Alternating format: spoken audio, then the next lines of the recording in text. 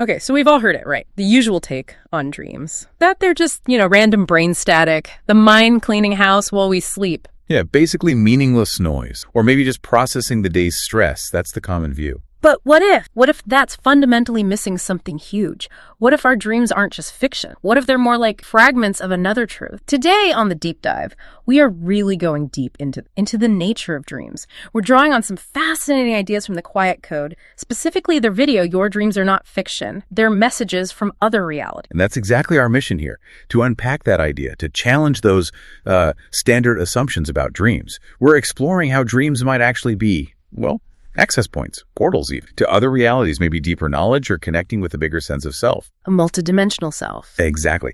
It really asks us to rethink how we look at what happens when we sleep, to move beyond just dismissing it. Okay, so let's get into it. This sounds like it could genuinely shift perspectives. Prepare for some surprising connections. It's time to dive in. So, like you said, the standard modern view, it's pretty dismissive. Just the brain defragmenting psychological noise. Comforting, maybe, because it's simple, tidy. Right. But this source, the Quiet Code, offers a completely different take, a pretty radical one, actually. They say dreams are like transmissions wrapped in symbol, encoded in sensation, dripping with meaning. Wow, dripping with meaning. That's evocative. It is. And the core idea is that our waking mind, our everyday consciousness, it isn't trained to interpret what your deeper self already knows.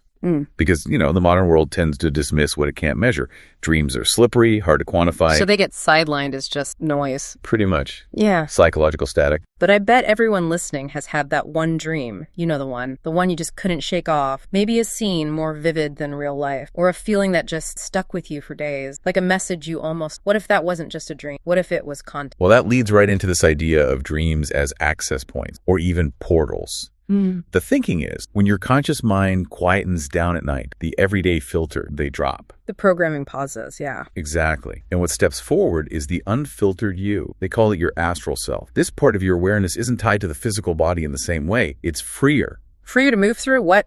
Different layers of reality? That's the idea. Layers normally blocked by our five senses during the day. And these aren't just fantasy lands we're talking about. According to the source, no.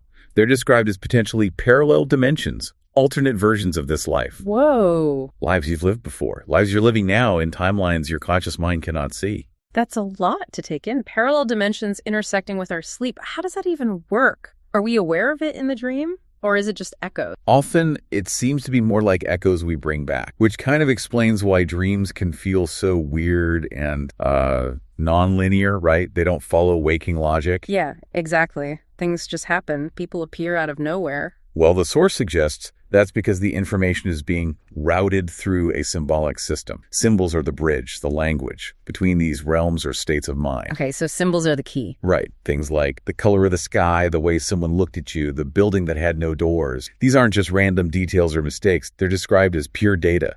We just haven't learned the language. We're not trained to read symbolic data. Exactly. Our everyday language isn't really built for multidimensional stuff, so dreams use symbols instead. One point that really struck me from the source material was that dreams are not memory, they're presence. That's a big shift. They're not a reflection of your mind. They're a reflection of where your consciousness is. Presence, not memory. Yeah. It means we're not just replaying things. We're actually there, experiencing something else, somewhere else, right then. That changes everything about how you'd interpret a dream, doesn't it? It's not just looking back. It's understanding where you were energetically. Yes, and it ties into the energetic aspect they described. The idea that every night you leave your body. Not just metaphorically. No, energetically. Yeah. Your awareness detaches from the physical vessel and expands into the subtle realm. This links directly to how your dreamscape shifts based on your inner state.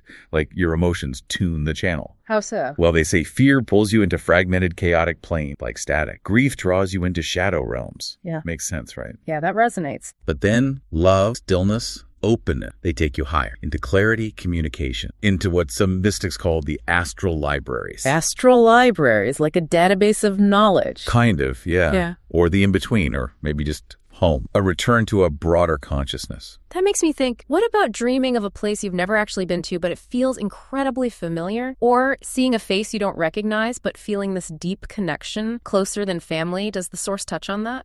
Oh, absolutely. Those aren't seen as just random brain glitches. They're framed as echoes fragments from the greater self, what some might call the higher self, the oversoul, or the multidimensional you. So pieces of a larger consciousness. Exactly. And dreams are prime time for this greater self to reach us because, as the source puts it, in waking life, the ego filters everything. The ego acts like a gatekeeper. Yeah, it keeps out what doesn't fit its neat little picture of reality.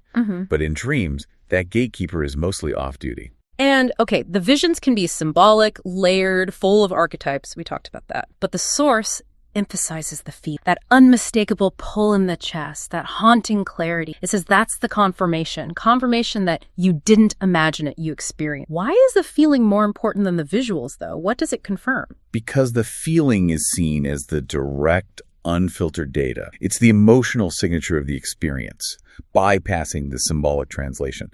You know how some dreams they stay with you?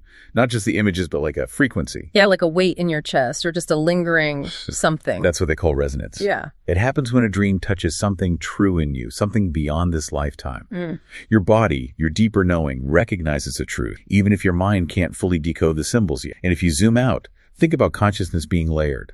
Like an iceberg, waking life is just the tip. Underneath, there are these deeper levels holding, memory, karma, parallel timelines, and lessons carried from one incarnation to another. And dreams, according to this perspective, they're the bridge to those hidden floors. They let you access those deeper archives of yourself. Which offers a totally different way to look at recurring dreams, doesn't it? Instead of feeling like your brain's stuck on repeat. Right. It's not that your mind is stuck. It's that your soul is trying to complete something. Ah, completion. So the repetition isn't a bug, it's a feature. Kind of. Yeah. It's a signal, an invitation saying, hey, pay attention here. These recurring elements are like coordinates pointing to something important. So how do you work with that? How do you engage with these coordinates? The source suggests using your intuition as your compass and your emotion as the decoder, because the mind may not understand, but your body always does. Think about a goosebump. When you recall a dream, or your heart races, or you feel this sudden calm. Your body reacts? Exactly. It's responding to the frequency, telling you this matters. And the messages themselves, they can vary so much. So the source mentions things like lessons from a future self. Or echoes from your past. Even warning, but not necessarily to scare you. More to redirect you. Yeah, like a gentle nudge, or sometimes maybe not so gentle. Which brings up another point from the source. Some dreams aren't subtle at all. They crash through your sleep like lightning. Loud, vivid, impossible to ignore. Right. Those are seen as attempts to break the illusion, to deliver a message that just cannot be missed. You might even encounter a version of yourself you don't recognize, stronger, wiser, older, or completely alien. And that's not just a random dream character. It could be you in another layer of reality, or perhaps a guide offering insight your current self needs, like a direct download. Then there's the idea of dreams as tests, where you're put in difficult situations facing fear, conflict, tough choices. These aren't punishments, though. No, they're described more like calibrations. They show you where your frequency still contracts. Meaning, where you still hold fear or limitation. Exactly, where your energy gets stuck. And when you face these things in the dream space, actively, you're not just playing out a fantasy, you're actually shifting your field, your energy signature. And that shift is meant to ripple out into your waking life. So the choices you make in the dream, they have real energetic consequence. That's the core idea. These aren't just imaginary choices. They are energetic decisions that change your frequency. This is what the source calls dream work. And it's crucial. It's not about decoding meanings from books or dream dictionaries. Those can be helpful, maybe, but you are the decoder. Precisely. You are the decoder. The emotion is the key. The resonance is the truth. So the big question shifts from what does this dream mean to what does this dream change in me? Because the really potent dreams, the soul dream, they shift you fundamentally. Yeah, they don't just inform you, they transform you. And this deep view of dreams, it's not entirely new. The source points out that some cultures knew that. They lived by it. They treated dreams as sacred stories, used them for guidance, for decision making. They understood dreams weren't an escape. They were a return to a fuller sense of self, a multi-dimensional reality. So, okay, for you listening, how do you actually start doing this? How do you engage more deeply? Well, the source suggests it starts with intention. Not forcing it, not superstition. Just quiet, conscious intent. Before sleep, maybe speak directly to your deeper self, internally. Ask for clarity, ask for guidance, ask to remember. Does simply setting that intention make a tangible difference? How? It seems to. It's like tuning your receiver. You're signaling your readiness to listen on a deeper level. And then, this is key, those first few minutes when you wake up, protect that time. Don't grab the phone immediately. Exactly. Don't rush into the noise. Stay still. Just lie there for a bit. Let the images, the feelings, the sensations rise back up. Give them space to surface before the day floods in. even if it's just fragments. Fragments are okay. Absolutely. Each one is a thread, and over time, the full tapestry begins to reveal itself. Little pieces add up. And the dream journal, right? That's often recommended. Yes, definitely. But focus, as the source suggests, not just on the plot, what you saw. But on what you felt, what lingered, what tugged at your attention hours later. Because the shape of the dream is important, but the frequency is everything. Okay. Frequency. What should someone try to capture there? The vibe, the emotional tone. Yeah, exactly. The underlying feeling, the energy signature. Was it urgent, peaceful, confusing, joyful, sad? Note that down. And as you do this over time, you start seeing patterns, recurring places, symbolic figures, shifts in color, in gravity, in your own form. And these patterns aren't just random brain stuff. According to this view, no. They're markers, not just from your own mind, but potentially markers from other realities, timelines, dimensions you've touched, like breadcrumbs leading you somewhere. And that changes the fundamental question, doesn't it? You stop asking, was that real? And you start asking, what version of me did I just meet? That's a powerful reframe. How does asking that change how you see yourself during the day? It dissolves the rigid idea of yourself as just this one person in this one life. You start to sense yourself as something much bigger, more interconnected. And lucid dreaming fits into this too, right?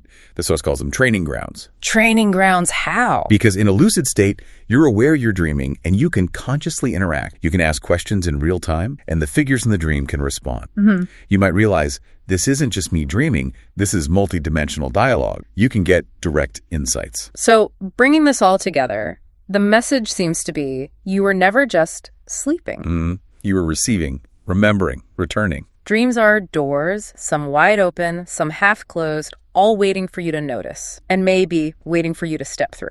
And when you start engaging this way, really paying attention, it changes how you experience waking life too. You start noticing, the source calls them bleed-through moments. Moments in your day that carry the frequency of your dreams. Like what kind of moment? Like maybe you walk down a street you've never walked, but somehow know. Or you meet a stranger whose face stirs something ancient in you. Deja vu, but maybe. Perhaps. The source calls it cross-realm recognition, a sign that your multidimensional self is more present, more integrated, even when you're awake. So here's a final thought to leave you with tonight. Before you drift off, maybe don't just wish for rest. Ask for access. Ask to remember what the busy daytime makes you forget. Ask to meet the parts of yourself that might be walking in other worlds right now. And then when you wake up, don't just brush it off. Don't dismiss what you saw or felt as nothing.